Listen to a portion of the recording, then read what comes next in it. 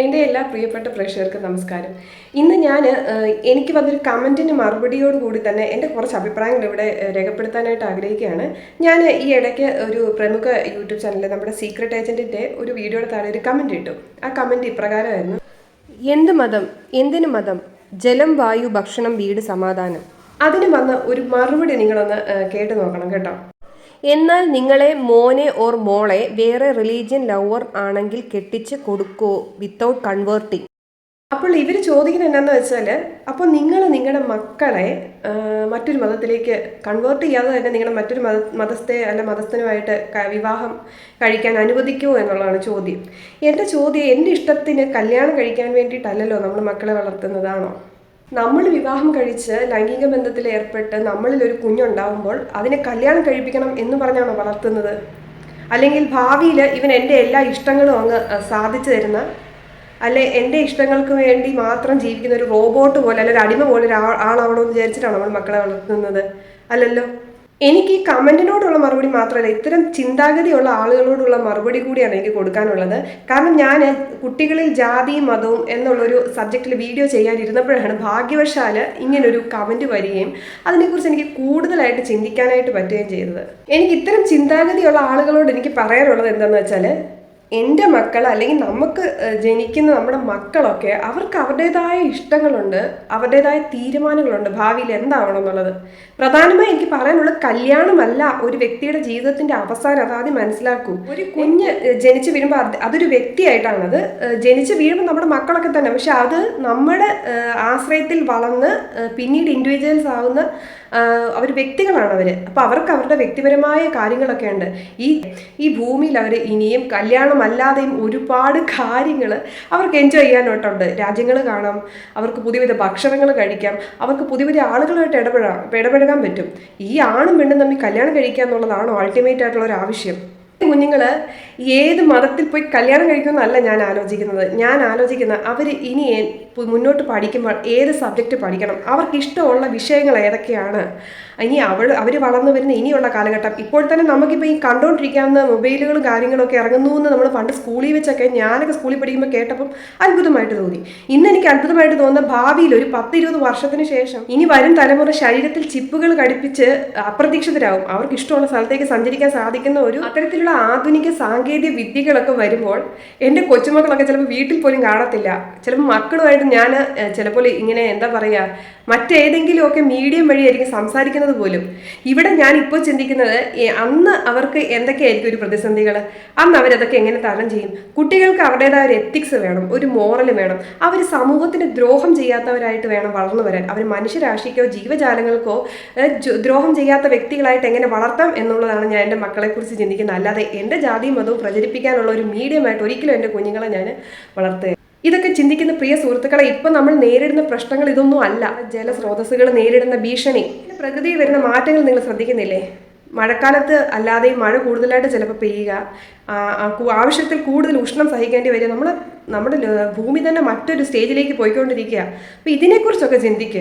നമ്മളല്ലാതെ നൂറ്റാണ്ടുകൾ പഴകിയ കാര്യങ്ങൾ വീണ്ടും വലിച്ചഴിച്ച് ഇപ്പോൾ കൊണ്ടുപോയിട്ട് ഒരു അവിയൽ പരുവാക്കരുത്. എല്ലാ മതവും നല്ലതൊക്കെ തന്നെ, പക്ഷെ മതപരമായ കാര്യങ്ങൾ ഇങ്ങനെ നിരന്തരം ഇങ്ങനെ കേൾക്കുമ്പോൾ, പായസം നല്ലതാണല്ലേ, അവിയൽ നല്ലതാ, ബിരിയാണി നല്ലതാ, ഈ പറഞ്ഞ പോലെ ചായയും കാപ്പിയും ഒക്കെ നല്ലതാ, ഇതെല്ലാം ഒരുമിച്ചിട്ട് കഴിക്കുമ്പോൾ ഉണ്ടാകുന്ന ഒരു ഫീലില്ലേ, അതാണ്. ഇത്തരം ഭക്ഷണ പദാർത്ഥങ്ങൾ നമ്മളെങ്ങനെ കഴിക്കുന്നത്? ആവശ്യത്തിന്, അധികം മത്ത് പിടിക്കാത്ത രീതിയിൽ ആവശ്യത്തിന് നമ്മൾ പായസം കുടിക്കുന്നു, ചോറിൻ്റെ കൂട്ടത്തിൽ അവിയൽ കഴിക്കുന്നു, ബിരിയാണിയുടെ കൂട്ടത്തിൽ കഴിക്കോ? ഇല്ല. എന്ന് പറഞ്ഞ പോലെ എല്ലാം ആവശ്യത്തിന് ആവശ്യമുള്ളപ്പോൾ ആവശ്യമായ അളവിലൊക്കെ എടുക്കുമ്പോഴാണ് അതിൻ്റെതായ ഒരു ഭംഗി, അത് അങ്ങനെ നമുക്ക് ആസ്വദിക്കാൻ പറ്റുള്ളൂ. ഇതൊക്കെ എല്ലാം ഓവറായാൽ എന്തും അത് ഒരു വിഷമാണ്.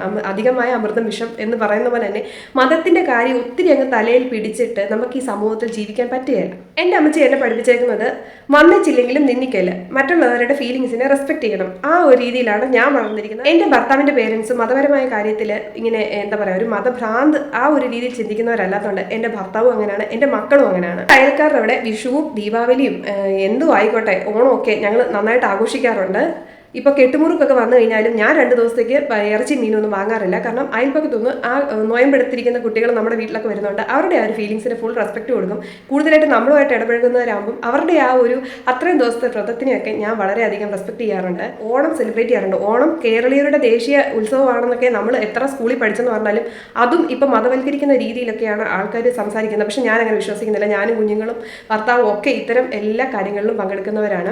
അതുപോലെ അയൽപ്പക്കത്തെ കുട്ടികൾ ഞങ്ങളെല്ലാവരും കൂടെ ചേർന്ന് ക്രിസ്മസ് ഒക്കെ നല്ല അടിപൊളിയായിട്ട് ആഘോഷിച്ചിട്ടുണ്ട്. എൻ്റെ മോള് സ്കൂളിൽ പണ്ട് പോകുമ്പോൾ എന്നോട് ചോദിക്കായിരുന്നു, അവർ അള്ളക്കാരാണോ, അവർ യേശോയുടെ പള്ളിയിൽ പോകുന്നവരാണോ, അവർ അമ്പലം അവർക്ക് ചന്ദനം എന്ന് പറയാൻ അറിയത്തില്ല, അമ്പലം തൊട്ടിട്ടുണ്ടല്ലോ എന്നൊക്കെ എന്നോട് ചോദിക്കായിരുന്നു. അന്നേരം ഞാൻ പറഞ്ഞു കൊടുത്തു, അങ്ങനെയൊന്നും ആരോടും പോയി ചോദിക്കരുത്, അതൊക്കെ വലിയ ക്രൈമാണ്. എൻ്റെ പിള്ളേർ അങ്ങനെയൊന്നും അല്ല കൂട്ടുകാരെ സെലക്ട് ചെയ്യാറ്. എൻ്റെ കുഞ്ഞ് പുതിയ സ്കൂളിലേക്ക് ചെന്നപ്പം അവളോട് ഇങ്ങനെ ജാതി ചോദിച്ചു പലരും. അപ്പോൾ അവൾ പറഞ്ഞു ഞാനൊരു ഹ്യൂമൻ ബീങ് ആണെന്ന് പറഞ്ഞു. എനിക്ക് വളരെ അഭിമാനം തോന്നി എൻ്റെ കുഞ്ഞിനെ എനിക്ക് അങ്ങനെ വളർത്തിയില്ല.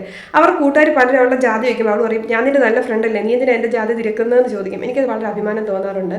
എന്തിനാണ് ഇങ്ങനത്തെ ഉള്ള ഐഡന്റിറ്റി എന്ന് ചിന്തിക്കുന്ന ഒരു തലമുറയാണല്ലോ ഞാൻ വാർത്തെടുത്തതെന്നുള്ളത് എനിക്ക് വളരെ അഭിമാനം. ഒരു പ്രപഞ്ചത്തിൽ മണൽ വാരിയിട്ട പോലെ ഗ്രഹങ്ങൾ, ഈ ഗ്രഹങ്ങളിൽ എന്ത് ജീവജാലങ്ങളാണോ ഉള്ളതെന്ന് പോലും നമുക്കറിയില്ല. എന്നിട്ട് നമ്മൾ ഈ കടുവോളമുള്ള ഭൂമിയിൽ കിടന്നുകൊണ്ട് എൻ്റെ ദൈവം വലുതെന്നും പറഞ്ഞുകൊണ്ട് അടിയുണ്ട്. ചില മാതാപിതാക്കളൊക്കെ കുഞ്ഞുങ്ങൾക്ക് പറഞ്ഞു കൊടുക്കുന്നതൊക്കെ കേട്ട് കഴിഞ്ഞാൽ പേടിയാകും. എന്നോടൊരു കൊച്ചുകുട്ടി വന്ന് പറഞ്ഞു, ഈ നാട്ടിലെ ഈ അയൽപ്പക്കത്തെ ഇന്ന മതത്തിൽപ്പെട്ടവരെല്ലാം കൂടെ നമ്മളെ തമ്മിൽ തെല്ലിക്കാൻ നോക്കുന്നുണ്ട്.